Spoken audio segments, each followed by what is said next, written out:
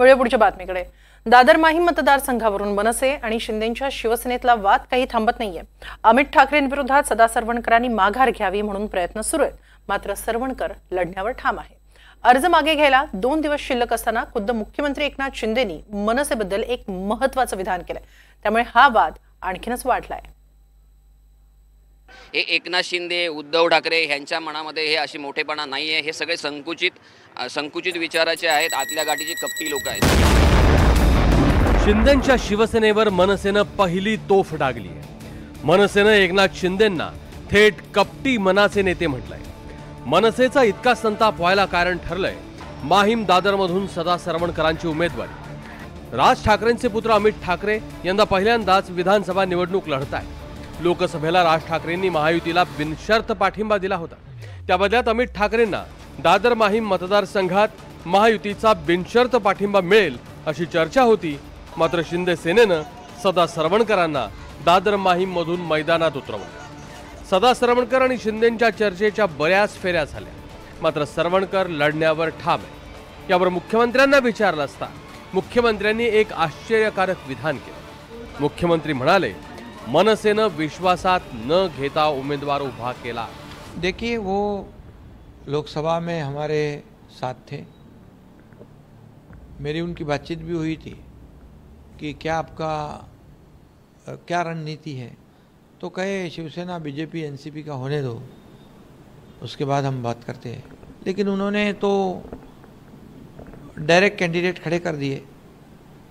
अभी हमारा भी वहाँ पर जो 2-3 बार से विधायक है, हमारा पुराना कार्यकर्ता है, वो विधायक है वहाँ पर, उससे भी मैंने बातचीत की।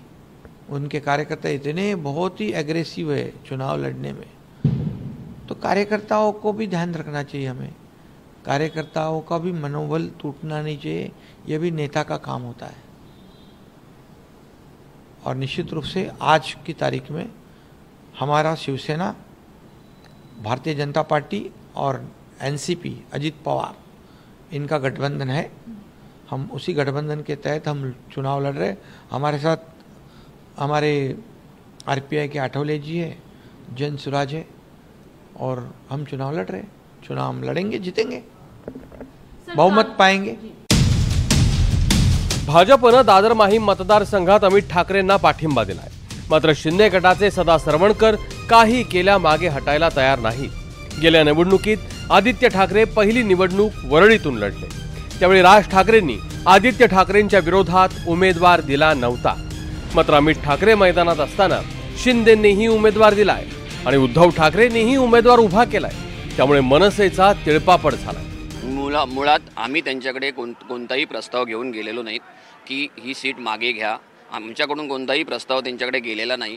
दुसरी गोष्ट, राज ठाकरे साहेबांनी गेले लोकसभा झाल्यानंतर ताबडतोब जाहीर केलं होतं की आम्ही एकटेच निवडणूक लढवणार, एकला चलोच्या भूमिकेत असणार आहोत, त्यामुळे हा प्रश्नच येत नाही। आदित्य ठाकरेंच्या विरुद्ध उमेदवार टाकला गेला नाही, राज ठाकरे साहेबांनी तो तसा निर्णय घेतला। हे केवळ हे राज ठाकरे साहेबच एवढा मोठेपणा दाखवू शकतात, दिलदारपणा दाखवू शकतात। हे एकनाथ शिंदे उद्धव ठाकरे यांच्या मनामध्ये हे अशी मोठेपणा नाहीये, हे सगळे संकुचित विचाराचे आहेत, आतल्या गाठीची कपटी लोक आहेत। शिंदेंची शिवसेना आणि मनसेमध्ये जुंपलेली असतानाच ठाकरे गटानंही दादर माहीम मतदारसंघावरून टोलेबाजी केली आहे। मी त्याच्यावरती कसं काय व्यक्त करू? त्यांचं बंद दाराआड काय डील होतं, काय गुप्तगू होतं, हे डील आहे। खरं म्हणजे राज ठाकरे यांनी जो निर्णय घेतलेला आहे त्या निर्णयात कोण कोण सामील आहे याच्याविषयी माझ्याकडे पक्की माहिती आहे, पण असं आहे की शेवटी मी त्याच्यावरती योग्य वेळी बोलेन। पण सध्या काय ते तुमचं शिंदे गट, त्यानंतर भारतीय जनता पक्ष आणि मनसे या तिघांमध्ये जी काय राऊंड टेबल कॉन्फरन्स सुरू आहेत, गुप्त बैठका सुरू आहेत, त्या चालत राहू द्या। दादर माहीम मतदारसंघाचं आणि शिवसेनेचं अतूट नातं आहे। शिवसेनेचा जन्म दादरमध्ये झालाय। शिवसेना भवन, शिवाजी पार्क, बाळासाहेबांचं स्मृतीस्थळ, राज ठाकरेंचं निवासस्थान याच भागात येतं। बाळासाहेब ठाकरेंपासून शिवसेनेच्या प्रमुख सभा याच भागात झाल्या। विशेष म्हणजे बाळासाहेबांच्या मूळ शिवसेनेपासूनच फुटलेल्या 2 सेना, अशा एकूण 3 सेना यंदा दादरमध्ये आमने सामने। महाराष्ट्राच्या इतिहासात पहिल्यांदाच ठाकरेंची शिवसेना विरुद्ध शिंदेची शिवसेना विरुद्ध राज ठाकरेंची महाराष्ट्र नवनिर्माण सेना अशी लढत होती। इथला मुस्लिम मतदार आणि काँग्रेसचा मतदार ठाकरेंच्या पाठीशी राहील। मराठी मतांची विभागणी अमित ठाकरे, सदा सरवणकर आणि महेश सावंत यांच्यात होणार आहे। राजसाहेबांचा आजही आम्ही आदर करतो आणि मुख्यमंत्री असून सुद्धा स्वतः शिंदे साहेब हे राजसाहेबांना अनेकदा भेटायला आले, त्यामध्ये आदराचीच भावना होती आणि ती आजही आहे। मला असं वाटतं प्रत्येक नेत्याला आपला पक्ष आणि कार्यकर्ते सांभाळणं ही जी गरज आहे, ही गरज म्हणून अशा प्रकारचा निर्णय ह्या शिंदे साहेबांनी महायुतीला घ्यावा लागतो। अन्यथा दिला तर चांगलं, नाही दिलं तर वाईट, ही वृत्ती काय आमची नाही। विधानसभा निवडणुकीआधी राज आणि मुख्यमंत्री एकनाथ शिंदेंच्या जवळपास 4 बैठका झाल्या। या बैठकांमध्ये नुसते हवा पाण्यावर गप्पा नक्कीच झालेल्या नाहीयेत। अमित ठाकरेंची उमेदवारी ही सुद्धा राज ठाकरेंनी अचानक जाहीर केलेली नाही।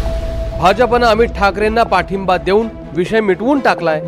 आता सामना आहे तो शिंदे गट आणि मनसेमध्ये। सदा सरवणकर 4 नोव्हेंबरला अर्ज मागे घेणार का आणि शिंदेंचं आणि राज ठाकरेंचं काय ठरलंय लवकरच समोर। येत्या 4 तारखेपासून मनसे अध्यक्ष राज ठाकरे यांच्या प्रचार दौऱ्याला सुरुवात होते। महत्त्वाचं म्हणजे राज ठाकरे यांची पहिली सभा होते एकनाथ शिंदे यांचा बालेकिल्ला असलेल्या ठाण्यामध्ये आणि हेच बरंच काही बोलून जातं। व्हिडिओ जर्नलिस्ट संतोष पालवणकरसह मी देवेंद्र कोलटकर, NDTV मराठी, मुंबई।